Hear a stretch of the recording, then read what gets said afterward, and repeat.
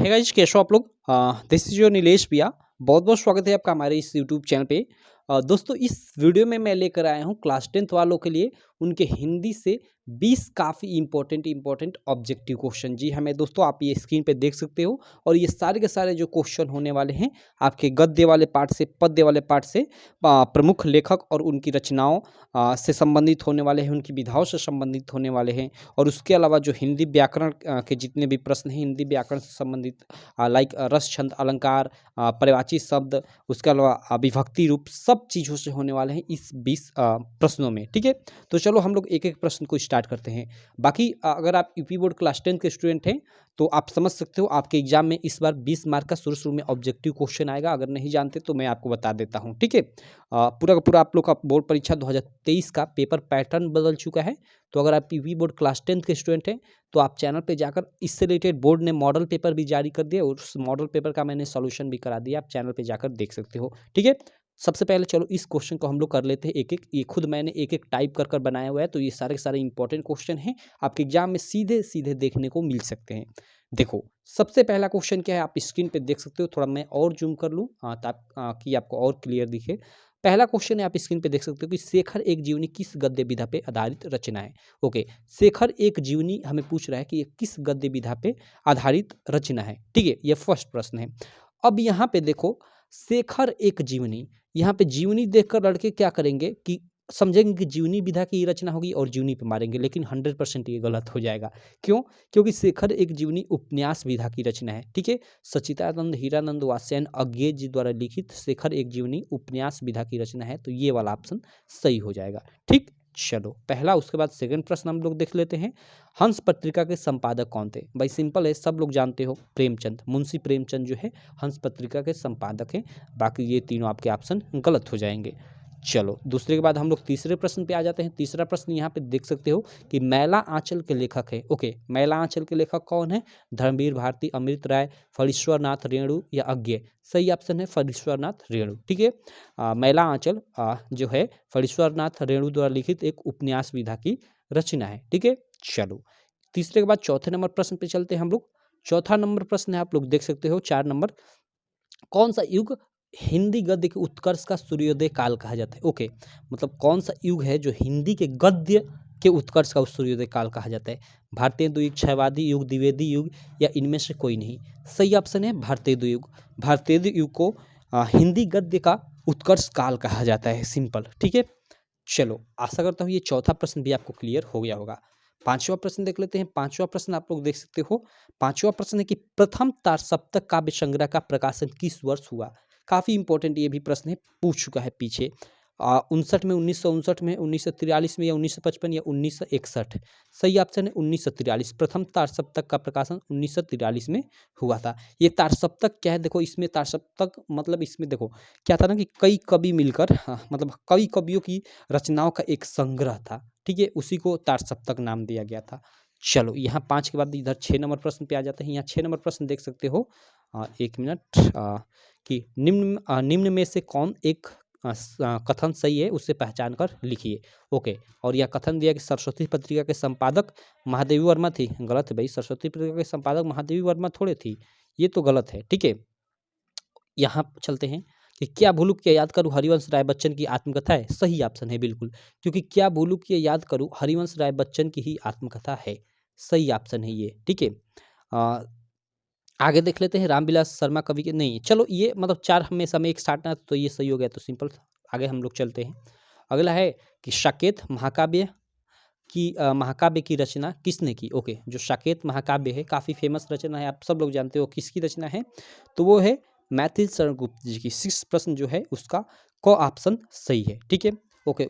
देखो यहाँ पे दिक्कत है ना, ये हम लोग का 5वां प्रश्न 6 प्रश्न था, ये 7 प्रश्न, ये 8 होना चाहिए, लेकिन हमने नंबरिंग यहाँ गड़बड़ कर दी है। लेकिन चलो ये जो लिखा है मैं यही बोलूँगा, कोई दिक्कत नहीं।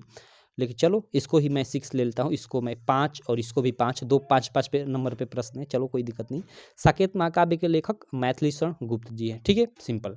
अगला हम लोग देख लेते हैं, ये चिंतामणि के लेखक कौन है भाई? आप लोग फर्स्ट चैप्टर आपने देखा होगा, रामचंद्र शुक्ल जो लिखित है। ठीक है, उसी के मतलब रामचंद्र शुक्ल के ही मतलब द्वारा चिंतामणि भी लिखित है। ठीक है, तो इस बात को आप लोग ध्यान रखिएगा। चिंतामणि के लेखक कौन है? रामचंद्र शुक्ल। आपने फर्स्ट चैप्टर में आपने पढ़ा होगा रामचंद्र शुक्ल जी के बारे में। अगला हम लोग देख लेते हैं कि प्रिय प्रवास के रचनाकार है। ओके, जो प्रिय प्रवास है उसके रचनाकार कौन है? काफी फेमस रचना है प्रिय प्रवास। ठीक है, ऑप्शन की बिहारी हरिऔध जयशंकर प्रसाद केशव दास। प्रश्न संख्या 8 आप लोग देख सकते हो। देखो, प्रिय प्रवास के लेखक हरिऔध जी हैं। ठीक है, कौन है? हरिऔध जी है। तो इसको आप लोग याद रखिएगा। ठीक है, यहाँ हम लोग एक मिनट इधर मैं आ जाता हूँ। इनका पूरा नाम मतलब हरिऔध जी का पूरा नाम क्या है? अब मुझे अभी याद आ रहा था, अभी भूल गया फिर। मतलब इनको जैसे सच्चिदानंद हीरानंद स्वास्यान अज्ञेय हैं तो उनको 60 में अज्ञेय बोलते हैं। हाँ, अयोध्या सिंह उपाध्याय हरिऔध, इनका पूरा नाम अयोध्या सिंह उपाध्याय हरिऔध, 60 में इनको हरिऔध बोल दिया जाता है, जो प्रिय प्रवास के रचनाकार है। सिंपल। 8वां प्रश्न भी हो गया। इधर मैं आ जाता हूँ, इसको आप साइड में रख देता हूँ। 8वें के बाद इधर मैं 9 नंबर पे आ जाता हूँ। इधर 9 नंबर प्रश्न है कि नाना वाहन नाना व्यसा बेस शिव समाज निज देखा में कौन सा रस है? ओके, यहाँ हमें रस संबंधित प्रश्न पूछ दिया कि इसमें कौन सा रस है। देखो, यहाँ इसका मतलब यही हुआ कि जब मतलब वही शिव जी शादी करने जाते हैं तो उनके नाना वाहन नाना वेश, मतलब उनके मतलब शादी में जो लोग होते हैं विभिन्न प्रकार के उनका मतलब वेशभूषा होती है, विभिन्न प्रकार के मतलब उनके सवारियाँ होती है। आप सब जानते हो कि शिव जी के शादी में ऊँट परांग बहुत सारे लोग गए थे। ठीक है, तो उसी को देखकर वहाँ के लोगों में बहुत सारी विनोद का या हंसी का भाव उत्पन्न हो रहा है। तो यहाँ हंसी का भाव उत्पन्न है मतलब सिंपल यहाँ हास्य रस होगा। ये सेकंड ऑप्शन सही हो जाएगा। ठीक है, चलो उसके बाद 10 नंबर प्रश्न पे चलते हैं कि सोठा के विषम चरणों में अर्थात पहले और तीसरे चरण में मात्राओं की संख्या होती है। अब देखो यहाँ पे सोठा मतलब सोठा में देखो 4 चरण होते हैं। 4 चरण कैसे? देखो, आपने कहीं देखा होगा कि ऐसे लिखा है, फिर कामा, फिर एक लाइन लिखी है, फिर यहाँ नीचे एक लाइन, फिर कामा यहाँ। तो इस प्रकार यहाँ देख रहे हो, ये पहला जो लाइन यहाँ है इसको प्रथम चरण, इसको सेकंड चरण, इसको थर्ड चरण, इसको फोर्थ चरण। मतलब सोठा में 4 चरण होते हैं और पहला और तीसरा जो होता है ये विषम संख्या, इसीलिए इसको हम विषम चरण बोलते हैं, और दूसरा और चौथा सम संख्या, इसीलिए इसको सम चरण बोलते हैं। तो हमें क्या बोल रहा है कि सोठा के विषम चरणों, विषम यानी वही पहले और तीसरे में मात्राओं की संख्या होती है। तो जो पहला और तीसरा चरण होता है, ठीक है, सोठा में, ठीक है, उसमें मात्राओं की संख्या कितनी होती है? तो पहले और तीसरे में 11 मात्राएं होती है। ठीक है, और दूसरे और चौथे में 13 मात्राएं होती है। इस चीज को आप लोग याद रखिएगा। ठीक है, चलो ये हम लोग का 10वां प्रश्न भी क्लियर हो गया। चलो 11 नंबर प्रश्न पे हम लोग चलते हैं। उदित उदयगिरी मंच पर रघुवर बाल पतंग में कौन सा अलंकार है? देखो, इसको आपको सीधे याद रखना है, कई बार मैं बता चुका हूँ। ये आप लोग का जो गद्य वाला पाठ है, शायद तुलसीदास वाला पाठ है, उसी में का शायद ये लाइन है शायद। मुझे एक्चुअली याद नहीं आ रहा है, लेकिन ये आपकी बुक का ही है, उदित उदयगिरी मंच पर रघुवर बाल पतंग। इसमें कौन सा अलंकार है? तो इसमें आप सिंपल याद रखिएगा, सीधे सीधे रूपक अलंकार है। ठीक है, कौन सा अलंकार है? रूपक अलंकार है।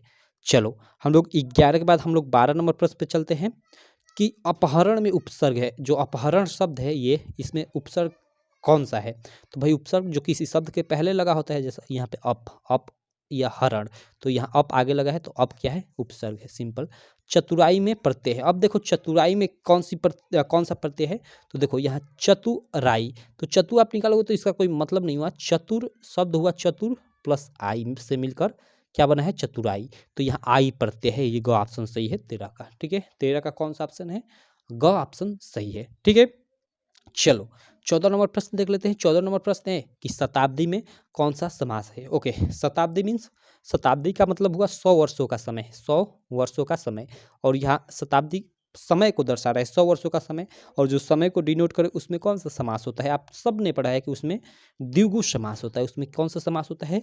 द्विगु समास होता है। ठीक है, और यहाँ पे देखो द्वंद्व समास क्या होता है? जैसे बीच में जिसमें हाइफन आ जाए, जैसे माता पिता, ऐसे बीच में ये हाइफन आ गया तो इसमें ये द्वंद्व समास हो जाएगा। या फिर जैसे मतलब इसका समास विग्रह करने पर बीच में और अथवा या भी आता है, इसको भी आप लोग ध्यान रखिएगा। ठीक है, और बहुब्रीहि समास क्या होता है? बहुब्रीहि समास देखो सिंपल, द्विगु समास और बहुब्रीहि समास में आपको काफ़ी कन्फ्यूजन होगी, तो इसको मैं यहीं पे क्लियर कर देता हूँ। देखो, जैसे हमने शताब्दी बोला तो 100 वर्षों का समय, सिंपल, शताब्दी का ये मतलब हुआ। तो यहाँ केवल संख्या का बोध हो रहा है, लेकिन संख्या के साथ साथ किसी तीसरी कोई चीज भी निकले तो वहां पे बहुव्रीहि समास हो जाता है। जैसे कहीं कह दे कि त्रिनेत्र, कहीं कह दे कि त्रिनेत्र, तो यहाँ मतलब क्या हुआ कि 3 नेत्रों वाला। अब इससे तीसरा अर्थ भी निकल रहा है, त्रिनेत्र मीन्स एक तरह से शिव, तो यहाँ क्या हुआ कि हमें 3 नेत्रों वाली निसंख्या भी आ रहा है और कोई यहाँ देखो यहाँ शिव भी मतलब इसका मतलब हुआ त्रिनेत्र का। तो यहाँ पे अब क्या द्विगु समास होगा कि बहुब्रीहि समास? तो देखो यहाँ पे अगर ऑप्शन में द्विगु रहे और बहुब्रीहि रहे तो हमेशा यहाँ पे ऐसे मतलब ऐसे में आप लोग बहुब्रीहि को ही प्रेफरेंस दोगे, ठीक है। तो त्रिनेत्र में बहुब्रीहि होगा, लेकिन वही शताब्दी 100 वर्षों का समय केवल यहाँ समय को दर्शा रहा है, तो यहाँ आप द्विगु समास पे मतलब मारोगे, ठीक है, सिंपल। चलो आगे हम लोग यहाँ पे आ जाते हैं, हम लोग 15 नंबर प्रश्न पे। 15 नंबर यहाँ पे प्रश्न आप लोग देख सकते हो। 15 नंबर क्या प्रश्न है कि कुम्हार का तत्सम रूप है। ओके, हमें तत्सम रूप बताना है कुम्हार का। कुमार होगा, कुम्हार होगा या कुंभकार होगा? सही ऑप्शन कुंभकार। कुंभकार जो होगा कुम्हार का तत्सम रूप होगा। कुम्हार एक तद्भव शब्द है, ठीक है। चलो यहाँ 15 के बाद 16 नंबर प्रश्न पे आ जाते हैं। 16 नंबर प्रश्न है कि निम्न में आग का पर्यायवाची शब्द है। ओके, आग का पर्यायवाची शब्द अग्नि, जलज, पावक, क तथा ग दोनों। देखो यहाँ पे देखो यहाँ पे क्या है कि निम्न में आग का पर्यायवाची शब्द है। सब लोग जानते हैं अग्नि, पहला ऑप्शन सही है। अब यहाँ पे आप लोग जाओगे और फटाफट अपना ओएमआर शीट पे फर्स्ट ऑप्शन मतलब ऐसे मतलब भर दोगे और वहीं पे आप गलत हो जाओगे। क्यों? क्योंकि देखो अग्नि है, जलज तो मान लो नहीं है, पावक पावक भी है, तो ये फर्स्ट और मतलब क और ग दोनों ऑप्शन सही है। और यहाँ घ ऑप्शन में कह रहा है कि क तथा ग दोनों मतलब ये दोनों सही है, तो ये बिल्कुल राइट ऑप्शन है। तो इस प्रकार इस 16वें प्रश्न का चौथा ऑप्शन सही होगा, ना कि फर्स्ट, ठीक है। तो इस बात को आप लोग ध्यान रखना थोड़ा। अब सारे ऑप्शन ऑप्शन को भी चेक कर लेना, ऐसा नहीं कि आपने पहले में ही आंसर पा गए तो बस हो गया आपका काम। ऐसे कहीं बनाकर आपको बेवकूफ़ बनाया जा सकता है और आपका क्वेश्चन गलत हो सकता है, ठीक।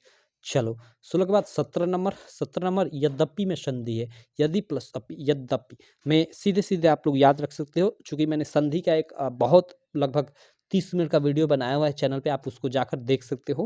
उसमें सारे संधि को मैंने बता दिया है। तो यद्यपि में संधि है, तो यद्यपि में आप सीधे सीधे याद रखना, ठीक है, कि यण संधि है, ठीक है। यण संधि क्या होती है कि मतलब इसको कैसे पहचानते हैं, इससे रिलेटेड मैंने एक पूरी की पूरी संधि की वीडियो बना रखी है जिसमें सारे संधि के बारे में बता रखा है। तो आप जाकर चैनल पे उस वीडियो को देख सकते हैं हिंदी की प्लेलिस्ट में, ठीक। चलो 17 के बाद 18 नंबर प्रश्न देख सकते हैं। 18 नंबर प्रश्न है कि मधु का चतुर्थी विभक्ति बहुवचन रूप है। देखो भाई मैं तो ये कहूँगा ना, अगर ये मतलब ये 18 और 19 नंबर और 20 नंबर ये 3 प्रश्न करना है तो आपको कुछ चीज़ें तो याद करनी ही पड़ेंगी, ठीक है। जैसे यहाँ पे आप मधु का, उसके बाद आप यहाँ देखो ये नदी का और एक आप फल का, इन तीनों का रूप याद कर लेना भाई, ठीक है। इन्हीं तीनों में से आप लोग के एग्जाम में फंस जाएगा। तो यहाँ मधु का चतुर्थी विभक्ति बहुवचन रूप है, तो इसके लिए आपको याद होना चाहिए कि इसका रूप क्या होता है। तो उस प्रकार आप इसका चतुर्थी विभक्ति बहुवचन अपने दिमाग में आइडिया लेकर और ऑप्शन में मार सकते हो।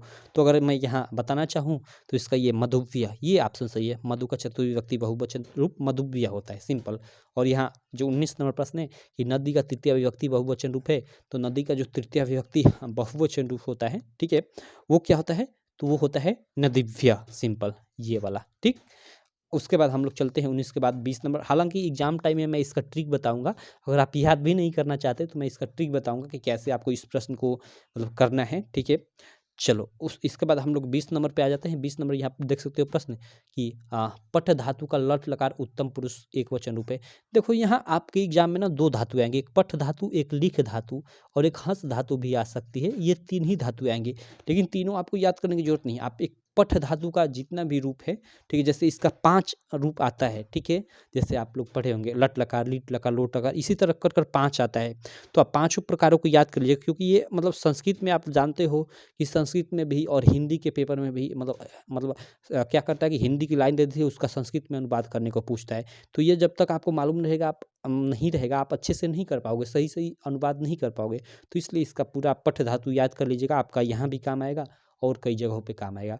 लेकिन यहाँ प्रश्न के अनुसार देखें तो पठ धातु का लट लकार उत्तम पुरुष एक वचन रूप है, तो वो आपका क्या होगा, तो आपका ये पठामी हो जाएगा, ठीक है।